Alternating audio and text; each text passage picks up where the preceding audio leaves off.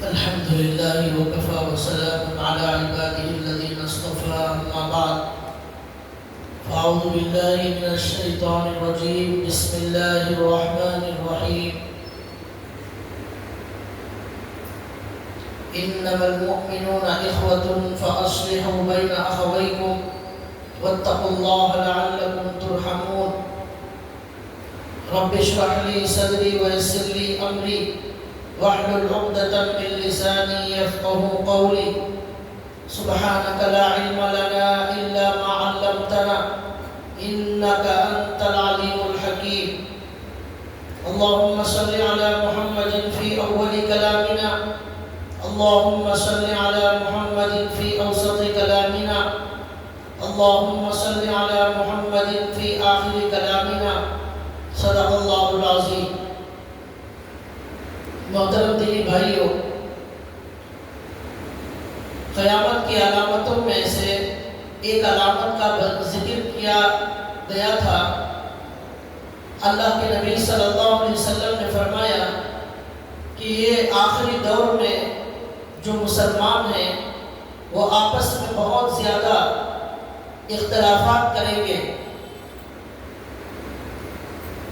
اس کی تفصیل عرض کی گئی تھی اور گزشتہ جمعہ یہ بات آئی تھی کہ امت میں جو اختلافات ہوتے ہیں اس کی وجہ یہ ہوتی ہے کہ بغیر تحقیق کے کوئی بھی بات پھیلا دی جاتی ہے مسلمانوں میں، اور بغیر تحقیق کے سنی ہوئی بات ہم قبول کر لیتے ہیں، جس کی وجہ سے اختلافات پیدا ہوتے ہیں۔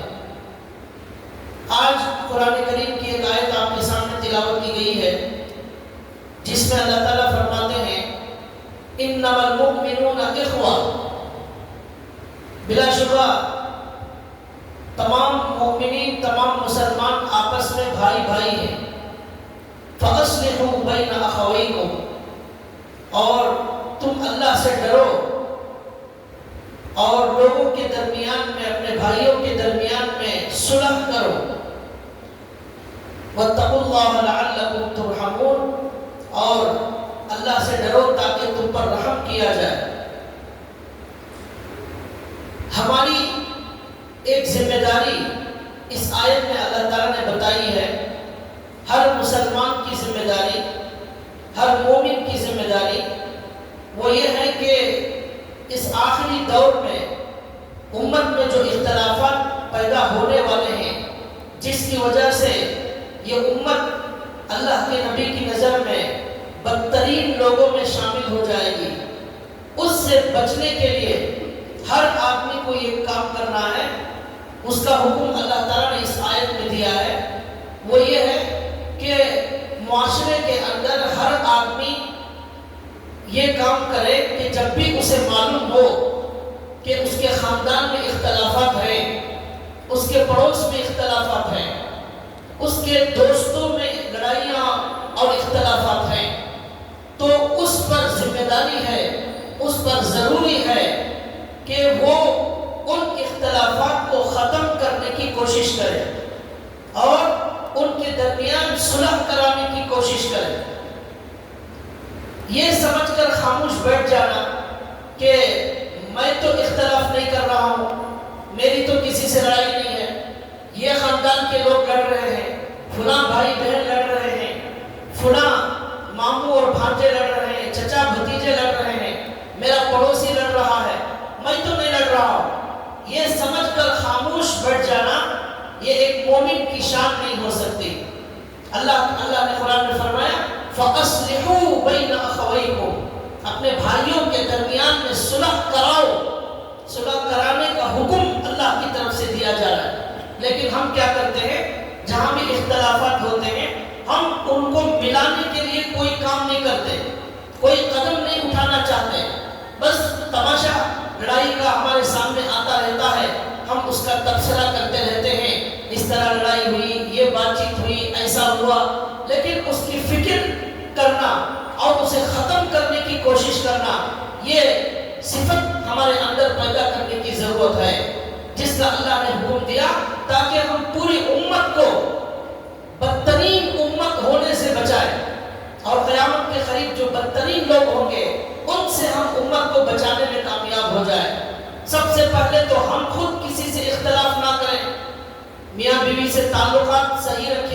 سے تعلقات اچھے رکھیں، بھائی بہنوں سے تعلق اچھے رکھیں، اور کبھی کچھ ہو جائے فوراً معافی تلافی کر لی جائے، تاکہ قیامت کے دن کوئی حساب و کتاب باقی نہ رہے، دنیا ہی میں پاک صاف ہو جائے، ورنہ قیامت کے دن حساب کتاب ہوگا تو ہم بڑی مشکل میں آ جائیں گے۔ اس لیے یہاں معافی تلافی کر لیں اور صفائی کر لیں۔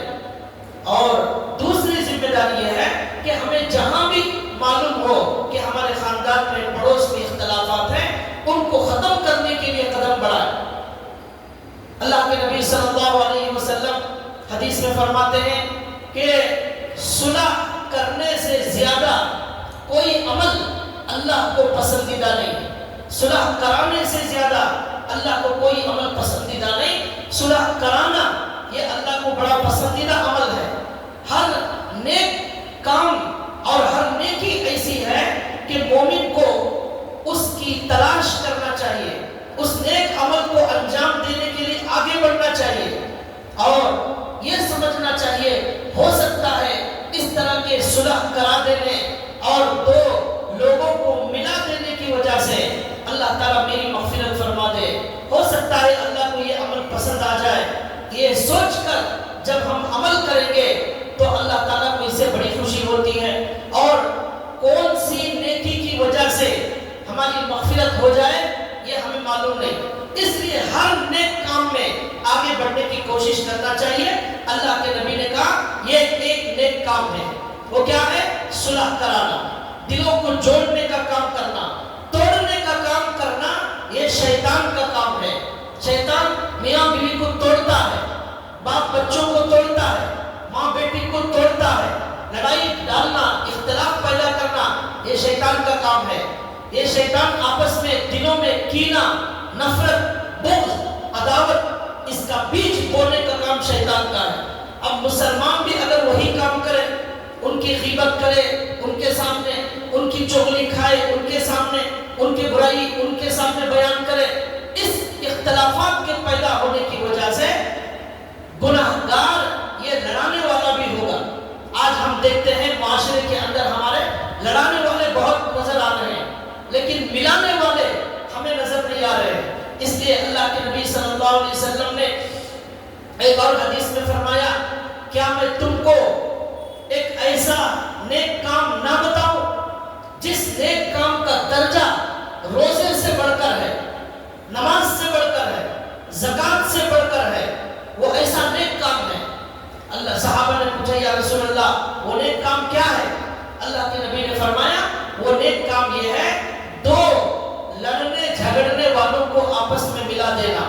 یہ نیک کام ایسا ہے درجے میں بسا اوقات اخلاص کی وجہ سے روزے سے زیادہ، نماز سے زیادہ، زکوٰۃ سے زیادہ اس پر اللہ تعالیٰ اجر عطا فرماتے ہیں۔ اس لیے ہمیں یہ غور کرنا ہے کہ میں یہ کوشش کروں گا کہ میرے پورے خاندان میں غور کروں گا، جہاں بھی اختلاف ہے میاں بیوی میں ہو یا بھائیوں میں ہو، بہنوں میں ہو یا پڑوس میں ہو، میں ان کو ملانے کی کوشش کروں گا۔ اب وہ ملتے ہیں یا نہیں ملتے وہ تو اللہ ہی ہے دلوں کو ملانے والے۔ ہمارا کام اس نیکی کو حاصل کرنا ہے، ہمارا کام اللہ کو خوش کرنا ہے، ہمارا کام اللہ کے نبی کی یہ جو فضیلت بتائی گئی ہے اس کو حاصل کرنا ہے۔ اب وہ اللہ چاہیں گے تو اللہ ملا دیں گے، نہیں چاہیں گے تو نہیں ملائیں گے۔ اللہ نے قرآن میں فرمایا کہ صحابہ کے دلوں کو اللہ نے ملایا۔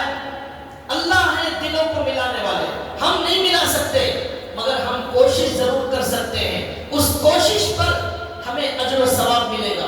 یہ جو فضیلت بتائی گئی ہے حدیث میں یہ کوشش کرنے پر ہے، وہ ملے یا نہ ملے لیکن ہم نے کوشش کی، ہماری نیت اچھی تھی، اللہ تعالیٰ ہمیں ضرور اجر عطا فرمائے۔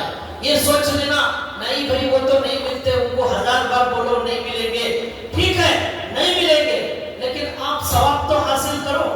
کوشش کرنے میں کیا نقصان ہو رہا ہے، کیا پریشانی ہے؟ ہمیں تو ثواب چاہیے، ہمیں تو اللہ کے نبی کو خوش کرنا ہے، ہمیں اللہ کو خوش کرنا ہے، اس لیے کوشش ضرور کرنا چاہیے۔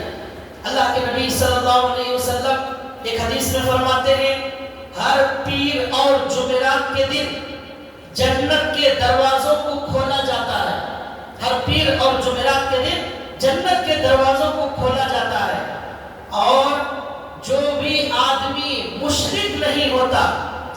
کے علاوہ اللہ کے ساتھ کسی کو شریک نہیں کرتا، پکا مومن ہے، ہر ایسے پکے مومن کی اللہ مغفرت فرما دیتے ہیں پیر اور جمعرات کے دن۔ پھر اللہ کہتے ہیں لیکن دو ایسے آدمی جو دلوں میں کینہ رکھتے ہو، بغض رکھتے ہو، دوریاں ہو ان کے درمیان، نفرتیں ہو ان کے درمیان، ان کو معاف نہ کیا جائے، ان کی مغفرت نہ کی جائے۔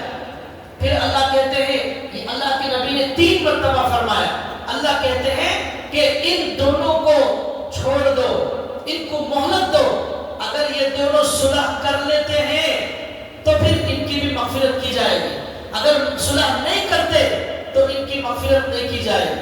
تو یہاں اللہ کے نبی نے 3 مرتبہ فرمایا کہ اللہ کہتے ہیں کہ ان دو لڑنے والوں کو، ان دو کینہ رکھنے والوں کو آپس میں چھوڑ دو، ان کو مہلت دو، ان کی مغفرت نہیں ہوگی جب تک کہ یہ لوگ آپس میں صلح نہیں کر لیں گے۔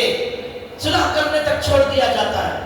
تو لہذا دیکھیے کتنا عظیم یہ کام ہے کہ ہم ہمارے دلوں کی نفرت کو مٹا کر سامنے والے سے ہم صلح کر لیں، چاہے کیسی پرانی ہی دشمنی کیوں نہ ہو، اللہ کے لیے یہ کام کریں۔ اس میں کوئی عزت ہماری جانے والی نہیں۔ لوگ سمجھتے ہیں ہماری عزت چلی جائے گی اور ہمارا نقصان ہو جائے گا۔ اللہ کے نبی فرماتے ہیں کہ عاجز ہو جانے کی وجہ سے، کسی کے سامنے جھک جانے کی وجہ سے تمہاری عزت اگر چلی جاتی ہو، قیامت کے دن میرے سے لے لینا، قیامت کے دن میرے سے لے لینا، میں تمہیں وہ عزت دے دوں گا۔ اور اللہ کے حکم پر عمل کرنے سے ہماری عزت کبھی نہیں جاتی، ہم کبھی ذلیل نہیں ہوتے۔ اللہ ایسے لوگوں کو بہت بلند مقام عطا کرتا ہے، جو چھوٹا بنتا ہے اللہ اسے بڑا بناتا ہے، جو عاجزی اختیار کرتا ہے، من تواضع للہ رفعہ اللہ، جو چھوٹا بن کر معافی مانگ لے اللہ اسے بلند مقام عطا کرتے ہیں۔ اس لیے اللہ اور رسول کو خوش کرنا یہ عزت حاصل کرنے کا کام ہے۔ لوگوں کے ہاتھ میں عزت نہیں ہے، لوگ ہمیں عزت نہیں دے سکتے، پوری دنیا آپ کی مخالف ہو جائے مگر اللہ عزت دینا چاہے ضرور عزت دے گے۔ کتنے ہمارے اکابر جیلوں میں چلے گئے لیکن ان کی عزت میں اللہ نے کوئی کمی نہیں کی، ان کی عزت مسلمانوں کے دل میں برابر ان کی محبت موجود تھی۔ ہمارے اکابرین بہت سارے جیلوں میں گئے، ان کو بدنام کیا گیا، ان پر جھوٹے الزامات لگائے گئے لیکن عزت میں کوئی فرق نہیں آیا۔ تو لہٰذا ہمیں یہ پیغام آج دیا جا رہا ہے اللہ کے نبی کی حدیث کی طرف سے کہ ہمیں ایک اللہ کے نبی کی سنت کو زندہ کرنا ہے۔ اور حدیث میں اللہ کے نبی فرماتے ہیں جو میری سنت کو زندہ کرے گا اسے 100 شہیدوں کا ثواب ملے گا، 100 شہیدوں کا ثواب۔ یہ کوئی معمولی کام نہیں ہے، صرف تسبیح پڑھنا، صرف قرآن پڑھنا، صرف نماز پڑھنا یہی دین نہیں ہے۔ ہمارا دین ہماری زندگی کے ہر شعبے میں ہوگا، ہر جگہ ہوگا۔ یہ صلح کرانا، خاندان کو جوڑنے کی کوشش کرنا، یہ بھی جو ہے بڑا مبارک کام ہے، اللہ کو بڑا پسند آنے والا عمل ہے، لیکن ہم اس سے آج بالکل غافل ہیں۔ اللہ نے قرآن میں یہی فرمایا کہ تمام کے تمام مسلمان آپس میں بھائی بھائی ہیں، ان کے درمیان کبھی اختلاف ہو ہی نہیں سکتا، سگے بھائیوں کی طرح ہے۔ ایمان کا ایسا عظیم رشتہ ہمارے درمیان موجود ہے، ایک اللہ کو ہم ماننے والے، ایک قرآن کو ہم ماننے والے، ایک کعبہ، ایک قبلہ ہمارا، ہم ایک قبلے کو ماننے والے، ہمارا ایک ہی عقیدہ۔ لہذا یہ ایمانی رشتہ خونی رشتے سے زیادہ مقدم اور مقدس ہے۔ اس رشتے کی بنیاد پر ہمیں دلوں کو جوڑنے کا کام کرنا چاہیے، محبت کو پیدا کرنا چاہیے، محبت کو عام کرنا چاہیے۔ یہ اللہ کے نبی صلی اللہ علیہ وسلم نے حدیث میں فرمایا۔ اور ایک حدیث میں اللہ کے نبی فرماتے ہیں ایک ام کلثوم صحابیہ ہیں، وہ کہتے ہیں کہ میں نے اللہ کے نبی سے نہیں سنا کہ اللہ کے نبی نے کبھی جھوٹ کو بھی جائز قرار دیا۔ جھوٹ اور جائز ایسا نہیں ہو سکتا، لیکن 3 جھوٹ ایسے ہیں جن کا بولنا جائز ہے، 3 جھوٹ جن کا بولنا جائز ہے۔ پہلا، میاں بیوی کے درمیان اختلاف ہو جائے اور بات اتنی بگڑ جائے کہ لڑائی جھگڑے تک نوبت آ جائے،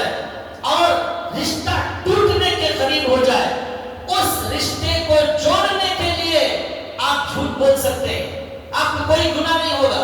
یہ حدیث بتا رہا ہوں، اللہ کے نبی صلی اللہ علیہ وسلم کی حدیث ہے، کہتے ہیں کہ اگر میاں بیوی کے درمیان اختلاف ہو جائے تو شیطان لڑانے کا کام کرتا ہے، آپ ان کو ملانے کے لیے جھوٹ بولیں گے، آپ کو سچ بولنے کی طرح آپ کو اجر ملے گا۔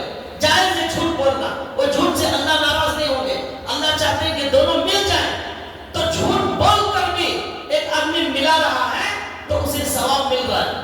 لیکن ایک آدمی، یہ حدیث نہیں ہے، ایک آدمی سچ بول کر لڑانے کا کام کرتا ہے، سچ بول کر لڑانے کا کام کرتا ہے، توڑتا ہے، تو ظاہر بات ہے اس کے سچ بولنے پر گناہ ہوگا اس کا، کہ بھئی ایسا سچ آپ نے کیوں کہا جس کی وجہ سے دونوں میں لڑائی ہوگی۔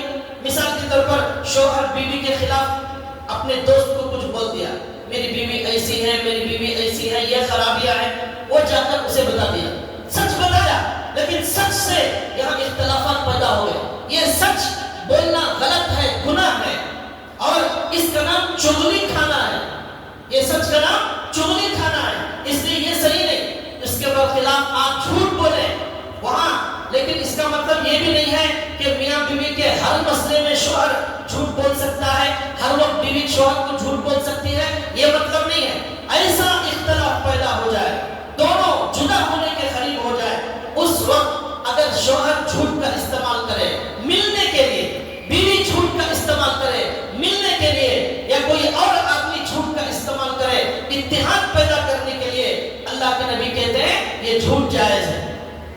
دوسرا جھوٹ جو جائز ہے وہ ہے، اللہ کے نبی نے کہا جنگ کے میدان میں، جنگ کے میدان میں بھی جھوٹ بولنے کی اجازت ہے، اس لیے کہ جنگ تو ایک دھوکے کا نام ہے، تو لہذا وہاں دھوکہ ہی دیا جاتا ہے، تو اس لیے وہاں بھی اگر کوئی آدمی جھوٹ بول کر اپنے دشمن کو نقصان پہنچا رہا ہے تو اللہ کے نبی کہتے ہیں کہ اس جھوٹ پر بھی اللہ تعالیٰ پکڑ نہیں فرمائے۔ تو اس طرح اللہ کے نبی نے فرمایا کہ یہ صلح کرانے کے لیے میاں بیوی کے درمیان یہ جھوٹ بولنا جائز، اور جنگ کے درمیان بھی جھوٹ بولنا جائز۔ تیسری بات حدیث کی ذہن سے نکل گئی، بہرحال اللہ کے نبی صلی اللہ علیہ وسلم نے اس کے بہت سارے فضائل بیان فرمائے ہیں صلح کرا دینے، اور اللہ کے نبی صلی اللہ علیہ وسلم خود اپنی زندگی کے اندر، اللہ کے نبی کی سنت یہ تھی، اللہ کے نبی کا معمول یہ تھا کہ اللہ کے نبی کو جب بھی معلوم ہوتا کہ کہیں اختلاف ہو رہا ہے، کہیں لڑائی جھگڑا ہو رہا ہے، فوراً اللہ کے نبی آگے بڑھتے اور صلح کرانے کی کوشش کرتے۔ یہ اللہ کے نبی کی سنت۔ اللہ کے نبی کا واقعہ لکھا ہے، اللہ کے نبی کی عمر 35 سال تھی، جبکہ اللہ کے نبی ابھی نبی نہیں بنائے گئے۔ اس وقت مکے میں ایک سیلاب آیا جس کی وجہ سے کعبے کی دیواریں ٹوٹ گئی، منہدم ہو گئی، اور کعبے کو نئے طور پر تعمیر کرنے کی ضرورت تھی۔ تو مکے کے تمام لوگوں نے جمع ہو کر فیصلہ کیا کہ اب کعبے کو نئے طور پر تعمیر کیا جائے گا۔ چنانچہ اس کی تعمیر کا آغاز ہوا، اور اس میں سب لوگوں نے حصہ لیا، اور کعبے کی تعمیر شروع ہو گئی۔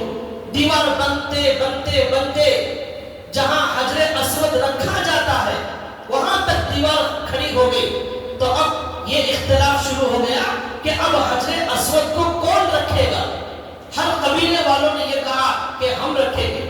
وہاں کئی قبیلے تھے، بنو ہاشم کا قبیلہ تھا، اور بھی بہت سارے قبیلے تھے۔ ہر قبیلے کے سردار نے یہ چاہا، ہر قبیلے نے چاہا کہ یہ حجر اسود ہمارا قبیلے کا سردار رکھے گا۔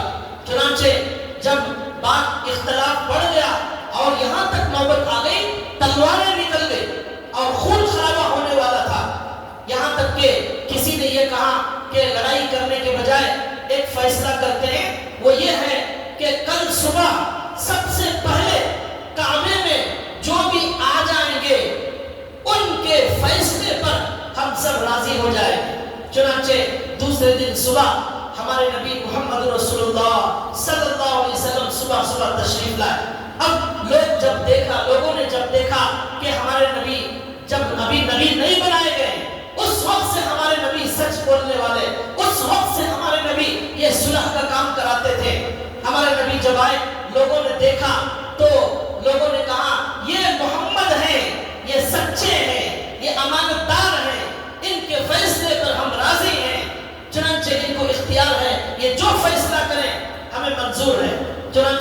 کے نبی صلی اللہ علیہ وسلم نے کیا فیصلہ کیا؟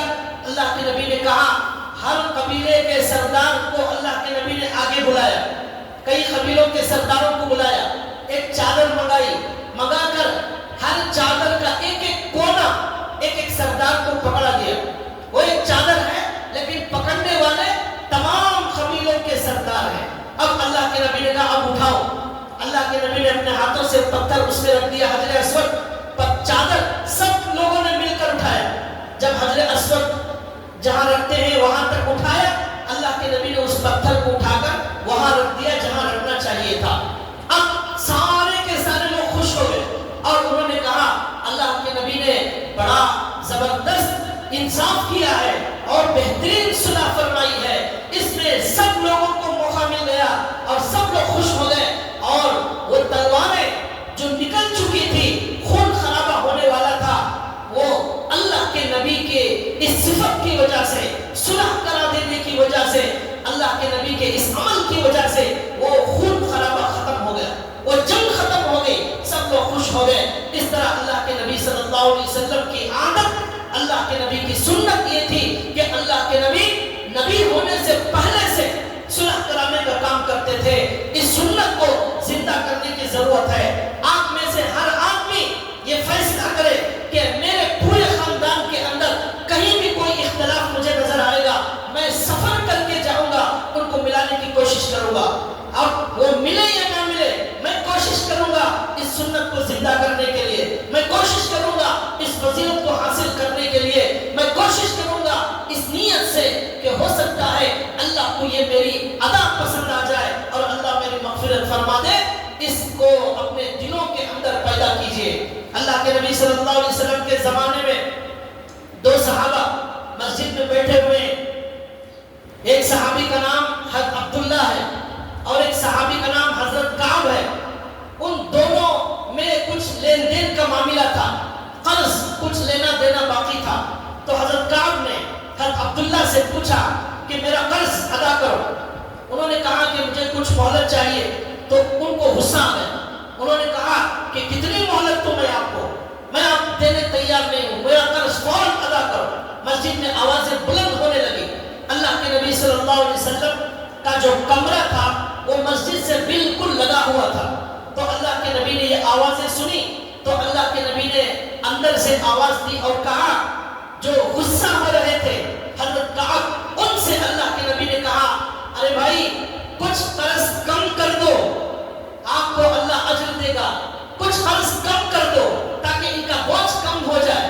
تو انہوں نے کہا یا رسول اللہ ٹھیک ہے، میں میرے قرض میں سے اتنا کم کر دیتا ہوں۔ سمجھو مثال کے طور پر بول رہا ہوں، سمجھو اگر 10,000 ہے تو شاید انہوں نے 2-3 ہزار کم کر دیے ہوں گے، مثال کے طور پر۔ اب اللہ کے نبی نے ان سے کہا کہ دیکھو بھائی تمہارا قرض انہوں نے کم کر دیا ہے، اب پورا مطالبہ نہیں کر رہے ہیں، اس لیے اب آپ پر ذمہ داری ہے کہ وہ جو تھوڑا سا اب باقی ہے وہ فوراً ادا کرو اور لڑائی جھگڑا ختم کرو۔ اب انہوں نے کہا یا رسول اللہ ٹھیک ہے، اب میرا یہ بوجھ کم ہو گیا ہے، میں فوراً ادا کر دیتا ہوں۔ انہوں نے فوراً ادا کر دیا۔ اس طرح اللہ کے نبی نے ان کے دونوں دلوں کو ملا دیا، ان کے دلوں کو اللہ کے نبی نے ملا دیا۔ یہ ہمارے نبی کی سنت ہے، اس سنت کو ہم سب اس کو زندہ کریں اور ہم سب سے پہلے اپنے اختلافات کو ختم کریں۔ میرا کسی سے اختلاف نہ ہو، میں ہر ایک سے صلح کر لوں، اس کے بعد جب ہم صلح کرائیں گے تب اثر ہوگا، ورنہ ہم خود لڑائی جھگڑا کرنے والے ہیں، ہم جا کر دوسروں نے صلح کرائیں گے تو وہ بولیں گے پہلے آپ کی جو لڑائیاں ہیں وہ ختم کر لیجئے، آپ پہلے صلح کر لیجئے۔ ہم خود عمل کریں، اس کے بعد دوسروں کی فکر کریں۔ اور ایک واقعہ ہمارے نبی صلی اللہ علیہ وسلم کا لکھا ہے، ایک مرتبہ ہمارے نبی صلی اللہ علیہ وسلم نماز میں آنے والے ہیں، اللہ کے نبی کو اطلاع دی گئی کہ فلاں جگہ ایک قبیلے میں 2 لوگوں کے درمیان لڑائی جھگڑا ہو رہا ہے۔ اللہ کے نبی فوراً گئے، نماز کا وقت آ چکا تھا، اللہ کے نبی صلی اللہ علیہ وسلم وہاں چھوڑ کر گئے اور جا کر اللہ کے نبی صلی اللہ علیہ وسلم نے ان دونوں کے درمیان میں صلح کرائی، ان کو سمجھایا، ان کو ملایا آپس میں۔ اللہ کے نبی صلی اللہ علیہ وسلم نے یہاں تک کہ نماز کا وقت ہو گیا اور حضرت ابو بکر رضی اللہ تعالیٰ عنہ غالباً امامت کے لیے کھڑے ہو گئے اور اللہ کے نبی آ کر پیچھے کھڑے ہو گئے، تو تو نماز میں تاخیر ہونا اللہ کے نبی نے گوارا فرمایا، لیکن دو مسلمانوں کے درمیان لڑائی جھگڑے کو اللہ کے نبی نے گوارا نہیں فرمایا۔ اور سب سے ضروری اور مقدم کام اللہ کے نبی نے اس کو سمجھا کہ پہلے اس کو لڑائی جھگڑے کو ختم کیا جائے، اس کے بعد ہم نماز تھوڑی تاخیر سے پڑھ لیں گے۔ اس سے معلوم ہوتا ہے یہ کتنا عظیم عمل ہے۔ ایک حدیث میں اللہ کے نبی فرماتے ہیں آپ صلح کرانے کے لیے جائیں تو اللہ کے نبی کہتے ہیں صلح کرانے کے لیے، ملانے کے لیے آپ جو بھی بول بولیں گے، جو بھی لفظ آپ کی زبان سے نکالیں گے، تو آپ کے ہر لفظ پر ایک غلام آزاد کرنے کے برابر ثواب ملے گا۔ ایک لفظ پر آپ ملانے کے لیے جو بھی بات کر رہے ہیں، اس بات کے ہر جملے پر، ہر لفظ پر آپ کو ایک غلام آزاد کرانے کے برابر ثواب ملے گا۔ کتنا عظیم ثواب ہے۔ اس ثواب کو حاصل کرنے کے لیے اللہ کے نبی اور صحابہ عمل کرتے تھے۔ حضرت علی اور حضرت معاویہ کے درمیان میں جنگ ہو گئی تھی حضور کے بعد، بہت لمبی تفصیلات ہے اس کی۔ اس میں حضرت علی رضی اللہ تعالیٰ عنہ کے جو بیٹے تھے، حضرت حسن رضی اللہ تعالیٰ عنہ، حضرت ہمارے نبی کے نواسے تھے، انہوں نے اپنی زندگی میں اس جنگ کو ختم کرنے کے لیے لوگوں کے سامنے اعلان کیا کہ اگرچہ کہ میں حق پر ہوں، میرے باپ علی، حضرت علی حق پر ہے، لیکن اس کے باوجود میں حضرت امیر معاویہ رضی اللہ تعالیٰ عنہ سے جنگ ختم کرنے کے لیے ان کے ہاتھ پر بیعت کرنے جا رہا ہوں۔ اے مسلمانوں، اب سے ان لڑائیوں کو ختم کرو اور لڑائی جھگڑے کو ختم کیا جائے۔ میں خود عاجز بن کر، چھوٹا بن کر حضرت معاویہ کے ہاتھ پر بیعت کرتا ہوں، اس لیے کہ میں حق پر ہونے کے باوجود میں یہ نہیں چاہتا کہ میری وجہ سے مسلمانوں میں اختلافات پیدا ہو جائے، اس لیے میں صلح کرتا ہوں اور بیعت کرتا ہوں۔ حضرت حسن جا کر حضرت امیر معاویہ سے بیعت ہو گئے۔ اس طرح بہت بڑی جنگ جس میں ہزاروں لوگ شہید ہو گئے تھے، وہ جنگ حضرت حسن رضی اللہ تعالیٰ عنہ کے ذریعے وہ جنگ ختم ہو گئی۔ ہمارے نبی نے اپنی زندگی میں فرمایا تھا یہ میرا نواسا، یہ حسن یہ میرا نواسا ہے، اس کی وجہ سے اللہ دو لڑنے والی جماعتوں میں صلح کرا دے گا۔ یہ اللہ کے نبی نے پہلے ہی کہہ دیا تھا، وہ حضرت حسن کے ذریعے اللہ نے جنگ کا خاتمہ کر دیا۔ تو لہذا اللہ کے نبی صلی اللہ علیہ وسلم کے یہ واقعات، یہ حدیثیں، یہ فضائل ہمیں بتا رہے ہیں کہ ہم اس امت کے اندر اختلافات کو ختم کرنے کے لیے اپنا قدم اٹھائیں اور یہ کام کریں کہ ہم یہ کوشش کریں کہ ہم جتنا ہو سکتا ہے اختلافات کو دور کرنے کی کوشش کریں گے۔ ایک حدیث میں آتا ہے کل قیامت کے دن اللہ تبارک ایک مرتبہ آتا ہے، اللہ کے نبی صلی اللہ علیہ وسلم اچانک بیٹھے بیٹھے مسکرانے لگے تو حضرت عمر رضی اللہ تعالیٰ عنہ نے پوچھا کہ یا رسول اللہ آپ کیوں مسکرا رہے ہیں؟ اللہ کے نبی نے فرمایا کل قیامت کے دن دو لوگ اللہ کے دربار میں آنے والے ہیں، ان کا جھگڑا لے کر آنے والے ہیں، اس کو یاد کر کے مجھے ہنسی آ رہی ہے۔ حضرت عمر رضی اللہ تعالیٰ عنہ نے پوچھا یا رسول اللہ وہ کون سا جھگڑا ہے اور وہ کون سا فیصلہ ہے جو اللہ کے دربار میں جانے والا ہے؟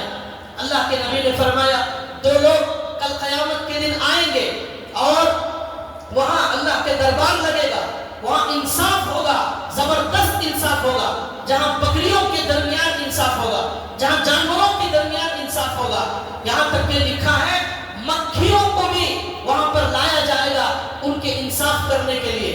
یہ لکھا ہے، آپ اندازہ کریں جہاں مکھیوں کو لایا جائے گا انصاف کرنے کے لیے، انسانوں کے درمیان کیسا انصاف ہوگا؟ ایک ایک جملہ جو غلط بولا گیا ہے اس پر سوال ہوگا، اس کی پوچھ ہوگی، اس کا جواب دینا پڑے گا۔ اللہ کے نبی نے کہا ایسے دو لوگ آئیں گے، اللہ تعالیٰ کہیں گے کہ بھئی کیا مسئلہ ہے؟ ایک آدمی کہے گا یہ دوسرا آدمی دنیا میں میرے اوپر بہت ظلم کرتا تھا، بہت تکلیف دیتا تھا، اس کی وجہ سے میں بہت تکلیف اٹھایا ہوں، اب میں اسے اے اللہ آج معاف نہیں کروں گا، آج میں انصاف لینا چاہتا ہوں، آپ انصاف فرمائیے۔ اللہ کہیں گے یہ جس آدمی کے خلاف آپ مقدمہ لائے ہیں اس کے پاس کوئی نیکی نہیں ہے، نیکی دینے کے لیے کیا کیا جائے، کیسا انصاف کریں؟ وہ کہے گا اے اللہ میرے جو گناہ ہیں وہ اسے دے دیجئے، میرے گناہ اس پر ڈال دیجئے، یہ جہنم میں جائے کہیں بھی جائے لیکن مجھے انصاف چاہیے، میرے گناہ اسے ڈال دیجئے۔ اب یہ جو جملہ اللہ کے نبی نے کہا کہ میرے گناہ اس پر ڈال دیجئے، یہ بول کر اللہ کے نبی رونے لگے، اللہ کے نبی کے آنسو بہنے لگے، اللہ کے نبی کے دل کو بڑا درد ہوا۔ اللہ کے نبی اپنی امت سے بڑی محبت کرتے تھے۔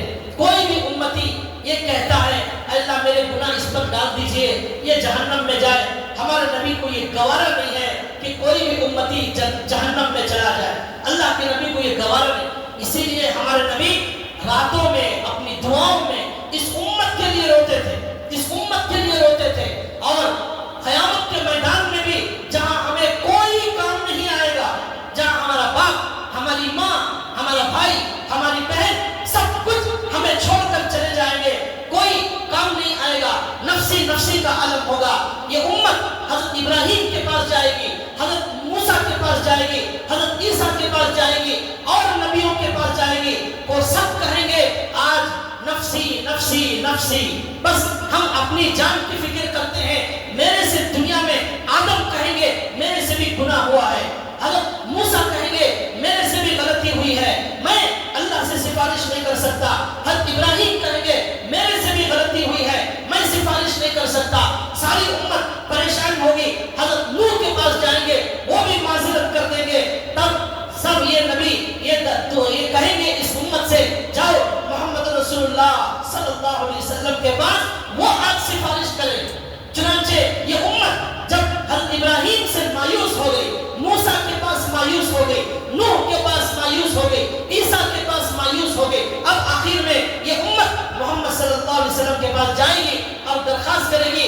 آج اللہ، وہ انبیاء یہ بھی کہیں گے اللہ آج اتنے غصے میں ہے، اس سے پہلے اللہ کبھی اتنے غصے میں نہیں تھے، اتنے غصے میں اللہ ہے، حساب کتاب شروع نہیں ہو رہا ہے، قبر کے سارے مردے اٹھ کر کھڑے ہو گئے ہیں، میدان حشر قائم ہے، لیکن اللہ حساب نہیں لے رہے، جہنم سامنے آ چکی ہے، جنت ادھر آ چکی ہے، وَبُرِّزَتِ الْجَحِيمُ لِلْغَاوِينَ وَأُزْلِفَتِ الْجَنَّةُ لِلْمُتَّقِينَ، متقیوں کے قریب جنت کو کر دیا گیا، جہنم کو جو ہے سرکش گنہگار لوگوں کے قریب کر دیا گیا ہے، اب فیصلہ ہونا باقی ہے، حساب نہیں شروع ہو رہا ہے، سورج اتنا قریب آ گیا ہے، پسینے میں لوگ ڈوبے ہوئے ہیں، ایسا عالم ہے دہشت کا، خوف کا، ڈر کا عالم ہے، وہاں ماں باپ کوئی کام آنے تیار نہیں ہے، انبیاء بھی اپنی فکر کر رہے ہیں، اس موقع پر ایک شخصیت جو کام آئے گی وہ آپ صلی اللہ علیہ وسلم کی ذات ہے، جن کی سنتوں کے جنازے ہم اپنے گھروں سے نکالتے ہیں، جن کا چہرہ ہمیں پسند نہیں ہے، جن کے اخلاق ہم اپنانے تیار نہیں ہیں، جن کے نماز ہمیں پسند نہیں ہے، جن کی زندگی گزارنے کا طریقہ ہمیں پسند نہیں، وہ نبی کل تنہ تنہا ہمارے کام آنے والے ہیں۔ یہ امت کل ہمارے نبی کے پاس جائے گی اور کہے گی یا رسول اللہ اب آپ کے علاوہ کسی سے امید نہیں ہے، آپ سفارش کریں۔ اب ہمارے نبی صلی اللہ علیہ وسلم کہیں گے ہاں میں ضرور سفارش کروں گا، میں اللہ سے مانگوں گا، میں اللہ کو مناؤں گا، میں ضرور سفارش کروں گا۔ حدیث میں آتا ہے ہمارے نبی اللہ کے سامنے سجدے میں گر جائیں گے اور اللہ کو منائیں گے، اللہ کو پکاریں گے، اللہ کی ایسی تعریف کریں گے، اللہ کی ایسی تعریف کریں گے کہ آج تک دنیا میں جتنے لوگ پیدا ہوئے ہیں کسی نے ایسی تعریف اللہ کی نہیں کی ہوگی، ایسی شاندار تعریف ہمارے نبی نے جو اللہ کی تعریف کی ہے وہ دعائیں کتابوں میں موجود ہیں، کبھی پڑھیے، اتنا مزہ آئے گا اور سمجھ میں آئے گا ہمارے اللہ کی شان کیسی ہے، ہمارے اللہ کی تعریف کیسی کرنا ہے، ہمارے نبی سے سیکھنے کی ضرورت ہے۔ ہمارے نبی صلی اللہ علیہ وسلم نے عجیب و غریب جملے استعمال کیے، تو اللہ کے نبی وہاں بھی سجدے میں گر کر اللہ کے نبی تعریف کریں گے، خوب تعریف کریں گے، اللہ کے خوب بڑائی بیان کریں گے، یہاں تک کہ اللہ کہیں گے کہ یا محمد ارفع رأسک سل تعطا، ارفع رأسک، اے محمد اب سر اٹھاؤ اور جو مانگو گے آپ کو آج عطا کیا جائے گا، آپ جو مانگو گے آپ کو عطا کیا جائے گا۔ قرآن میں اللہ نے کہا وَلَسَوْفَ يُعْتِيكَ رَبُّكَ فَتَرْضَىٰ، اے وَلَسَوْفَ يُعْتِيكَ رَبُّكَ فَتَرْضَىٰ، آپ کو آپ کا رب اتنا دے گا کہ آپ خوش ہو جائیں گے، آپ خوش ہو جائیں گے۔ ہمارے نبی نے کہا میں کل قیامت کے دن کی نجات نہیں ہوگی میں خوش نہیں ہوں گا. میں میری امت کو جنت میں لے جاؤں گا, اس وقت تک میں کہوں گا اے اللہ میں ابھی خوش نہیں ہوا. اس طرح میں میری امت کو لے جاؤں گا. یہ نبی اس امت کی ایسی فکریں کرتے تھے, اس طرح تڑپتے تھے, اس طرح محبت کرتے تھے. اے نوجوانوں, آپ کس سے محبت کرتے ہیں؟ اس نبی سے آپ کو محبت نہیں ہے. آپ کو اس نبی سے محبت نہیں ہے جو آخرت میں ہمارے کام آنے والے ہیں. ان پر درود پڑھنے کے لیے اے نوجوانوں آپ کے پاس 10-15 منٹ کا وقت نہیں ہے. اس نبی پر جمعہ کے دن درود پڑھنا بہت بڑا ثواب کا کام ہے. درود پڑھنے پر 1 مرتبہ 10 مرتبہ اللہ رحمت نازل کرتے ہیں. درود پڑھنے پر ہمارے گناہ معاف ہوتے ہیں. درود پڑھنے پر ہماری دنیا کی پریشانیاں ختم ہوتی ہیں. درود پڑھنے پر 1 مرتبہ 10 گناہ معاف ہوتے ہیں. 10 نیکیاں ہمارے نامے اعمال میں لکھی جاتی ہیں. ہم اس نبی کا حق ادا کر رہے ہیں. اس نبی کا احسان ہمارے اوپر کتنا زیادہ ہے. ان کے لیے ہم درود نہیں پڑھتے جمعہ کے دن. اور جمعہ کے دن عام طور پر ہمارے مسلمان بھائی مسجدوں میں بڑی تاخیر سے جاتے ہیں اور یہ اللہ کی باتیں, اللہ کے نبی کی باتیں, دین کی باتیں سننے کے لیے اذان سے پہلے مسجد میں آنے ہم تیار نہیں ہیں. ہمیں دنیا کی باتیں کرنے کے لیے ہم گھنٹے گھنٹے دینے تیار ہیں. ہمارے نبی کا ذکر سننے, ہمارے اللہ کی باتیں سننے, اپنے دلوں میں ایمان کو تازہ کرنے کے لیے ہم تاخیر سے آئیں گے. جب آئیں گے تب پوری بات ختم ہو چکی ہوگی. صرف نماز کے لیے آئیں گے. مسجد سے بڑھ کر کوئی بہترین جگہ نہیں ہے. مسجد سب سے بہترین جگہ ہے. بازار سب سے بدترین جگہ ہے. جہاں اللہ کی لعنت برستی ہے وہاں ہم رہنا چاہتے ہیں. مسجد میں جہاں رحمت برستی ہے وہاں ہفتے میں 1 دن 1 گھنٹے کا ہم وقت دینا نہیں چاہتے. یہ ہمارے نبی کل قیامت کے دن سجدے میں پڑھ کر اللہ سے کہیں گے, اللہ سے مانگیں گے. اللہ کہیں گے اے نبی آج آپ کو اللہ خوش کر دے گا. آپ کہیے کسے جنت میں بھیجنا ہے, ہم بھیجنے تیار ہیں. اس کے بعد 70,000 لوگوں کو سب سے پہلے اللہ ہمارے نبی کی سفارش سے بغیر حساب کتاب کے جنت میں بھیج دیں گے. 70,000 لوگوں کو. پھر ہمارے نبی کی سفارش چلتی رہے گی. پھر ہر 1000 کے بدلے میں 70,000 لوگوں کو جنت میں بھیجا جائے گا. یہ ہمارے نبی. تو ہمارے نبی کے دل میں امت کے لیے محبت تھی. لہذا ہمارے نبی نے جو واقعہ بیان کیا, جو میں بول رہا تھا, 2 آدمیوں کے درمیان لڑائی جھگڑا ہوا. وہ اللہ کے دربار میں پیش ہوئے. ایک نے کہا اے اللہ اس سے میرا انصاف دلائیے, اس سے میرا حق دلائیے, اس نے میرے پر ظلم کیا, اس نے مجھے تکلیف دی, اس نے میرا جینا حرام کر دیا, بہت اس کی وجہ سے میں تکلیف برداشت کیا. اللہ کہیں گے اس کے پاس نیکیاں نہیں ہیں. وہ کہے گا میرے گناہ اس پر ڈال دیجئے. اللہ کہیں گے کہ اللہ تعالیٰ, اللہ کے نبی نے یہ سن کر اللہ کے نبی کو رونا آ گیا. یہ بتا رہا تھا. اس کے بعد اللہ کے نبی کہتے ہیں کہ اچانک اللہ تبارک و تعالیٰ کیا کریں گے, ایک اس آدمی کو جو معاف کرنے تیار نہیں ہے, صلح کرنے تیار نہیں ہے, صلح کرنے تیار نہیں ہے, تو اس آدمی کو اللہ کہیں گے ذرا ادھر دیکھو ایک نظر. وہ آدمی ایک نظر ادھر دیکھے گا تو دیکھتا ہے کہ ایک شاندار شہر نظر آ رہا ہے جس میں سونے اور چاندی کے محلات بنے ہوئے. ایسا شہر, ایسی عجیب و غریب جنت جس کو موتیوں سے سجایا گیا ہے, چاندی اور سونے سے وہ جنت بنائی گئی ہے. یہ عظیم شہر نظر آئے گا. وہ کہے گا اے اللہ یہ جنت, یہ خوبصورت شہر کس کے لیے ہے؟ اللہ کہیں گے جو اس کی قیمت ادا کرے گا اس کے لیے یہ جنت ملے گی. وہ کہے گا اے اللہ اس کی قیمت کیا ہے, کیا کرنا پڑے گا؟ اللہ کہیں گے تم اپنے بھائی کو معاف کر دو, یہی اس کی قیمت ہے اور اس کے بدلے میں یہ جنت تمہیں مل جائے. وہ کہے گا اے اللہ میں اپنے اس بھائی کو جس نے مجھے بہت تکلیف دی آج میں اسے معاف کرتا ہوں, اس کے بدلے میں مجھے جنت عطا فرما دیجئے. اللہ کہیں گے ٹھیک ہے جاؤ, یہ جنت تمہاری ہو گئی, یہ شہر تمہارا ہو گیا, اور قیمت صرف اپنے بھائی کو معاف کرنا ہے اور کچھ نہیں کرنا ہے. اللہ کہتے ہیں اب تم دونوں ہی جنت میں چلے جاؤ. اسے معاف کرنے کی وجہ سے اللہ نے جنت دی اور اللہ نے اس پر بھی رحم کیا. اللہ جس پر چاہے رحم کر سکتے ہیں, اللہ کو کوئی پوچھ نہیں سکتا. اللہ ہی قانون بنانے والے, اللہ جسے چاہے معاف کرے. اللہ کے نبی کہتے ہیں ان دونوں کو اللہ جنت میں بھیج دیں گے. اور اللہ کے نبی نے فرمایا, یہ حدیث مستدرک حاکم کے اندر موجود ہے, اللہ کے نبی نے فرمایا اے لوگو اتقوا اللہ, اللہ سے ڈرو, واصلحوا ذات بینکم, درمیان صلح کرو.